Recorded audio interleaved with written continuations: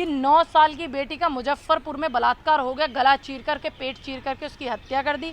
उसको 5 दिन तक एम्स हॉस्पिटल में एडमिट नहीं कराया, 9 घंटे वो एम्बुलेंस में पड़ी रही कि बिस्तर नहीं है एम्स में। आज अगर बिहार के लाडले मुख्यमंत्री जी, तो मेरा निवेदन है मोदी जी आपसे कि आप अपने लाडले मुख्यमंत्री जी को लेके एक बार मुजफ्फरपुर में जाइए तो सही, पता चल जाएगा कौन लाडला है कौन नहीं है। क्योंकि आपको शर्म आनी चाहिए इस बात की कि अभी पहलगाम में 27 बेटियां जो हैं वो विधवा हुई हैं। ठीक है, बिहार पर ये बोलूँगी कि चुनावी सरगर्मी तो तुम सबको दिख रही है, मुझे इस बात की बेहद तकलीफ है। भाई बुरा मानिएगा, जो बुरा मानने वाली बात है लगाइएगा उसको बुरा, ठीक है, बिल्कुल लगाइएगा, मुझे कोई तकलीफ नहीं। कि 9 साल की बेटी का मुजफ्फरपुर में बलात्कार हो गया, गला चीर करके, पेट चीर करके उसकी हत्या कर दी। उसको 5 दिन तक एम्स हॉस्पिटल में एडमिट नहीं कराया, 9 घंटे वो एम्बुलेंस में पड़ी रही कि बिस्तर नहीं है एम्स में। तकलीफ आप तक नहीं पहुंची क्या?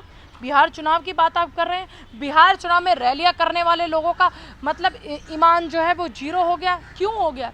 क्योंकि उन्होंने अपने आंगन में बेटियों को पैदा होते नहीं देखा, उन्होंने अपने आंगन में बेटियों को पलते हुए नहीं देखा, इसलिए उन्हें नहीं पता। क्योंकि गरीब की बेटी थी, दलित की बेटी थी, ठीक है, इसलिए उसकी कीमत उनको नहीं पता थी ना। इसलिए बाकी चुनावी गर्मियाँ सबको दिख रही हैं। क्या किसी में हिम्मत है भाजपा के बड़े नेता में कि जाकर के उस बेटी की माँ से मिले? क्या किसी में हिम्मत है कि नीतीश कुमार जी जाकर के मिले उस बेटी की माँ से? है हिम्मत किसी के अंदर? नहीं है। क्यों नहीं है? क्यों ऐसा हो रहा है? सिर्फ आपकी वजह से, क्योंकि आप लोग ऐसी चीजों को तूल देते, मुद्दों की बात ही नहीं करते। जो भाजपा क्या चाहती है कि मुद्दों से भटक के आप बात करें, भाजपा यही चाहती है, आप भी वही कर रहे हैं। कुछ ऐसा तो करिए हट करके जो जनता के काम आए, बेटियों के काम आए। सुरक्षा पे क्या बोले? सुरक्षा पे कुछ बोल सकते हैं आप? कितने इंटरव्यू किए आपने उस बेटी के ऊपर, बताइए मुझे। लेकिन दलित बेटी का हुआ है घटना, लेकिन वहाँ बहुजन मुख्यमंत्री भी तो हैं, ओबीसी मुख्यमंत्री। तो भाई जब कुर्सी में बैठ करके आप कुर्सी की गर्माहट लेने लग जाते हो तो उन्हें ना अपना समाज दिखता, ना जनता दिखती, कुछ नहीं दिखता, ना अपना राज्य दिखता। तो वो कुर्सी की गर्माहट ले रहे हैं। अरे एन वीरेन भी तो मुख्यमंत्री थे, बेटियों को नंगा घुमाया था, उनको भी नहीं दिख रहा था। राजस्थान में मुख्यमंत्री नहीं थे भजन लाल जी? अभी कुछ दिन पहले घटना नहीं देखी आपने? बताइए। यूपी में नहीं थे क्या मुख्यमंत्री योगी आदित्यनाथ जी?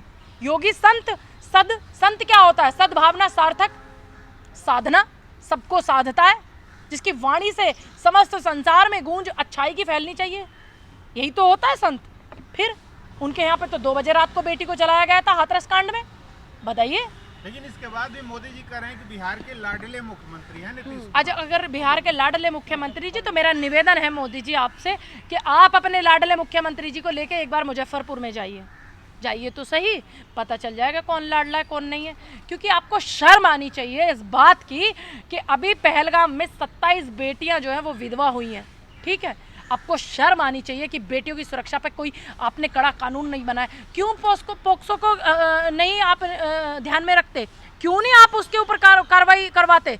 क्यों बना था पोक्सो एक्ट? नाबालिग बच्चियों को तो लेकर आए। अच्छा। आप बताइए पूनम पंडित जी, आपने कहा कि कुछ कर नहीं रही है सरकार, ऑपरेशन सिंदूर किसके लिए लाए थे? ऑपरेशन सिंदूर आया क्यों आया? भाई ये एक दूसरे देश से लड़ाई थी, हम अपने देश की बात कर रहे हैं आज। वो दूसरे देश से लड़ाई थी, हमारी सेना ने मजबूती से लड़ा, संघर्ष करा, ठीक है। तुमने उसमें आके फिर भी टांग घुसाई, अपने आका की अमेरिका में बैठे हुए की बात मानी, सीज फायर का आदेश माना। क्यों माना तुमने? तो फिर तुम काहे के हुए इंडिविजुअल? तुम काहे के विश्व गुरु हुए? तुम्हारा किस चीज का डंका बज रहा है? अब पता नहीं कौन सा देश है, पहली बार ऐसा हुआ कि भारत के प्रधानमंत्री को नहीं बुलाया गया। शायद मुझे लगे कनाडा की बात है, किसी मीटिंग में, G7 में। बताइए, भारत के प्रधानमंत्री को नहीं बुलाया, कितने शर्म की बात है। और जबकि पहली लिस्ट में प्रधानमंत्री भारत के जाते थे और वहाँ के राष्ट्रपति प्रधानमंत्री छाता लेकर के उनको रिसीव करते थे। इससे दुर्भाग्य की बात क्या होगी भाई? तुम्हें बुला नहीं रहा है कोई और तुम कहते तुम्हारा डंका बच रहा है विदेश में। एक बार प्रधानमंत्री जी विदेश गए थे, उनको लेने के लिए एक वहाँ की सरकार का एक छोटा सा मेंबर जो हमारे यहाँ पार्षद का पद होता वो आया था लेने के लिए, रिसीव करने के लिए। शायद आपको याद भी होगा, चर्चा का विषय भी बना था। तो आप इस मुद्दे पर बात कीजिए, आप मुद्दों से मत भटकिए। देश में आज सबसे ज़्यादा जो ज़रूरत है वो महिला सुरक्षा की है, आज बेरोजगारी की है। ऑपरेशन सिंदूर को लेके जो आप वाहवाही देश में लूटना चाहते थे ना, घर घर सिंदूर बांट करके, घर घर रोजगार देने की बात है, आप घर घर रोजगार दीजिए। लेकिन कुछ तो बीजेपी कमाल कर रही है कि कांग्रेस को पछाड़ते हुए आगे निकलती जा रही है। देखिए, आप किसी भी चीज में आप किस चीज में पछाड़ रहे हैं कांग्रेस को? आप झूठ बोल के, तिगड़मबाजी करके, साम दाम दंड भेद करके जो राजनीति कर रहे हैं उस चीज में पछाड़ रहे हैं, अच्छाइयों में नहीं पछाड़ रहे हैं। 5-6 सर्जिकल स्ट्राइक हुए थे कांग्रेस की सरकार में, बताइए आज तक क्या मुझे कोई बता सकता है? आप भी पत्रकार हैं और एक महिला हैं, आप मुझे बता सकती हैं कि भाजपा की सरकार में महिलाओं के लिए कौन सा कानून बना? मैं आपको बता सकती हूँ। कांग्रेस के लिए क्या कांग्रेस में कितने कानून बने? निर्भया कांड पे इतना बड़ा कानून बना।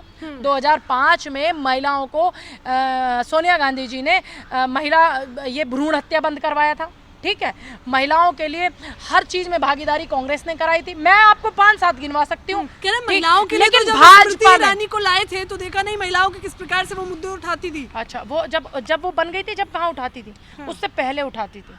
आपकी समझदारी थोड़ी सी कम है। नहीं, मैंने कहा कि वो मुद्दे उठाती थी। वो बनने के बाद नहीं उठाए उन्होंने। सिलेंडर तो उठाती थी। सिलेंडर उठाती थी जब नहीं बनी थी, क्योंकि जब नहीं बनी थी तब उठाती थी। हम भी कह रहे हैं बिल्कुल उठाती थी।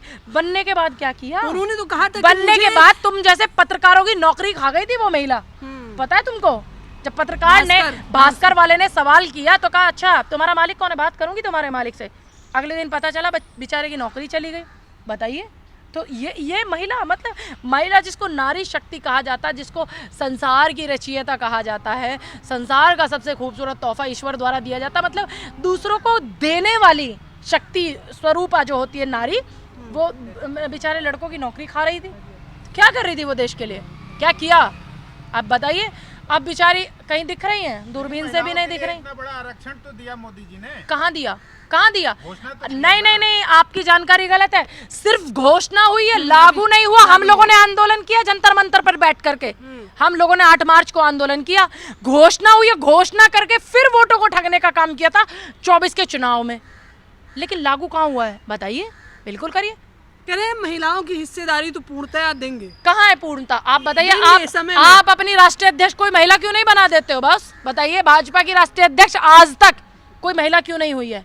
कह रहे हैं हमने तो राष्ट्रपति भी बना दी, बताइए आदिवासी से। अभी आपने राष्ट्रपति बनाई है, वो राष्ट्रपति आपने नहीं बनाई है। आप नहीं तय करेंगे इस चीज को कि आपने बनाई है। आपने अपने कलम से नहीं बनाया है, उसका बाकायदा वोट डला है तब वो बनी है। लेकिन राष्ट्रीय अध्यक्ष बनाना तो आपके हाथ में है, पूरे संगठन के हाथ में है, क्योंकि आपके यहाँ वोट का चलन नहीं है। वोट का चलन भी कांग्रेस में है, ठीक है। जब खड़गे जी अध्यक्ष बने हैं, एक दलित समाज से अध्यक्ष बने हैं खड़गे जी, पार्टी के लोगों ने वोट किया है, जिसमें मैंने भी वोट किया, मुझे बेहद गर्व है इस बात का। तो आप अपनी महिला अध्यक्ष बना दीजिए ना कोई मेल बॉडी की। खड़गे जी की बात करी, उस पर भी उन्होंने चर्चा की थी और कहा था कि खड़गे जी तो गिलास में पानी उठा के देते हैं, दलितों का इस प्रकार से अपमान किया जा रहा है कांग्रेस। देखिए, इनकी आदत इतनी गंदी, इतनी घटिया सोच, इतनी घटिया है। ये सब जानते हैं कि खड़गे जी का कितना सम्मान राहुल जी करते हैं, पूरी पार्टी करती है। अगर सम्मान नहीं करते तो आज खड़गे जी का व्यवहार इतना अच्छा नहीं होता, या हमारे नेता का रुख इतना अच्छा नहीं होता, तो आज खड़गे जी थोड़ी ना अध्यक्ष होते। पार्टी को पूरी जिंदगी दी है खड़गे जी ने। उनके नेतृत्व में प्रियंका जी, राहुल जी, सोनिया जी, सब उनके नेतृत्व में काम कर रहे हैं, सब जानते हैं। अध्यक्ष नहीं आते तब तक राहुल गांधी जो है वहाँ पे बैठते तक भी नहीं है, स्पीच तक नहीं करते। तो हमें किसी को सर्टिफिकेट देने की जरूरत नहीं है, कांग्रेसियों को किसी को सर्टिफिकेट देने की जरूरत नहीं है, क्योंकि भाजपा के नेता का बयान है कि यहाँ की महिलाएं जो है कुछ कुछ करती हैं और तब जाके आगे बढ़ती हैं। मेरा बयान नहीं है, माफ कीजिएगा। और महिलाओं के लिए ऐसा बयान देने वाला घटिया आदमी भाजपा में ही पाया जा सकता है। बिल्कुल इस बयान की भी निंदा करती हूँ। अपनी पार्टी की महिलाओं को बदनाम करने का काम भाजपा करती है, देश की महिलाओं को बदनाम करने का भाजपा काम कर रही है। लेकिन उस पर भी तो सफाई दे दी गई थी कि हम काम की बात कर रहे थे, हम क्वालिटी की बात कर रहे थे। अगर आप काम की क्वालिटी की बात करें तो तुम्हारी इतनी छीछा लीडर क्यों हुई थी बॉस? छीछा लीडर भी तो तुम्हारी इतनी हुई थी ना, उसको भी बताइए। कह रहे कांग्रेस तो शुरू से ही दलित विरोधी रही है, अगर अब इनको आपत्ति है ओबीसी समाज का प्रधानमंत्री बन गया है। देखिए, अगर कांग्रेस दलित विरोधी होती, हमारे राष्ट्रीय अध्यक्ष कौन है? दलित। हमने राष्ट्रपति प्रधानमंत्री भी दलित बनाए हैं कांग्रेस ने, ठीक है। तो मैं यही बोलूंगी, इनकी बातों पे हमें इनके सर्टिफिकेट नीचे रिकॉर्ड निकाल लीजिए। आप बना दीजिए अपने प्रधानमंत्री जी दलित, क्यों नहीं बना रहे हैं आप?